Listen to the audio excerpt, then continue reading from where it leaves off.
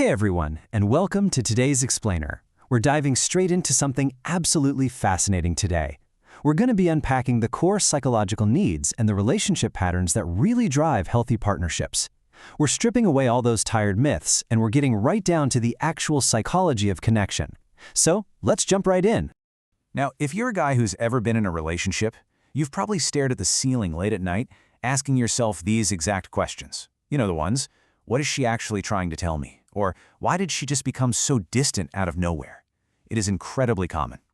Honestly, guys will spend years, sometimes literally a lifetime, trying to figure out the answers to this stuff when they feel a disconnect with their partner. But here's the thing, the answer really isn't what society usually tells us it is. The crucial point here is that there is absolutely no single secret trick to female psychology. I mean, think about it. No two women are exactly alike, right? Every single woman has her own personality, her own lived experiences, totally distinct values, and a unique way of expressing love. So yeah, there's no magic formula you can just memorize. What psychology actually reveals is that the real answer lies in empathy. It's all about learning how to communicate with genuine understanding and respect, not just trying to apply some clever technique to manipulate a situation.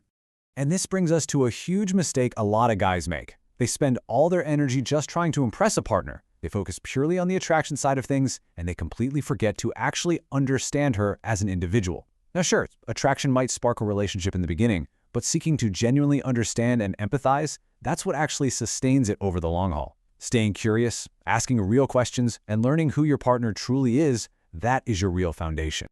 Which brings us to Pillar 1, building a secure foundation. Look, before anything else can really flourish in a relationship, you absolutely have to lay down the groundwork of emotional safety. And emotional safety isn't just a nice little bonus to have, it is literally the foundation of love. It means she feels respected, heard, and accepted. And honestly, the biggest piece of this is the knowledge that she can express her true thoughts and feelings without any fear whatsoever of being mocked or dismissed. When you build that emotional safety, a woman is naturally just going to be way more willing to open up, trust you, and build a much deeper, lasting connection. Now, we all know grand, romantic gestures are super exciting and fun, right? But they don't actually create security. True security, that comes from everyday consistency. It's keeping your promises. It's showing up exactly when you say you're going to show up. Just being dependable. Psychology clearly shows us that behavioral consistency, making sure your actions actually match your words day in and day out, is what builds unbreakable trust.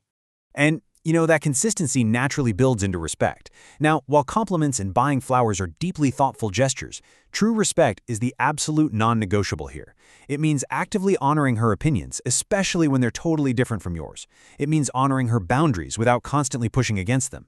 And it means supporting her goals and celebrating her independence. Because at the end of the day, respect is the action that proves you view her as an equal. Moving right along, let's look at Pillar 2, the art of true listening. It's crazy how many relationship breakdowns happen simply because of how we communicate during stressful moments. When a partner shares a personal struggle, the classic knee-jerk reaction for guys is to jump right in and play the hero, immediately trying to fix the problem. But honestly, most of the time she isn't asking for a solution, she's just looking for understanding. Listening to empathize is almost always way more meaningful than immediately trying to fix things. When you ask thoughtful questions instead, you create a space where she actually feels supported. And pulling that off requires dropping our assumptions. So often we expect our partners to just somehow read our minds. But instead of playing that impossible game, healthy couples use honest communication to build emotional closeness. They talk about their expectations openly. They express their needs, and they discuss their concerns right away, way before resentment ever has a chance to take root. Honest conversations really are the building blocks of lasting intimacy. All right, let's jump to Pillar 3, small acts, deep connection. So this one is all about those everyday habits that nurture a relationship over the long haul. Look, you don't always need expensive, lavish gifts to show you care. What actually matters are the small acts of thoughtfulness. It's things like remembering an important date without having to be reminded, or sending a quick, encouraging text right before she has a massive meeting at work. It's noticing that she's had a rough day and just stepping in to help. It's these little, consistent moments of attention that carry the most weight. And man, these words are so simple, but profoundly impactful. Thank you, I'm proud of you, I appreciate everything you do. A really common pitfall in long-term relationships is just assuming your partner already knows her value without you actually saying it. But small, vocalized expressions of gratitude act like psychological superfood for a relationship. They acknowledge her efforts, and they genuinely help love grow. And this kind of appreciation ties directly right back into the concept of priority. Now, while healthy relationships definitely balance personal interests, friends, and work, psychology shows that people feel loved when they feel they matter. She needs to know she is a priority. She needs to know you'll intentionally carve out time and actually put distractions aside to invest in the partnership. Just the simple act of focused presence communicates incredible value. That brings us to our final section, Pillar 4, growing through the challenges. I want you to ask yourself this question.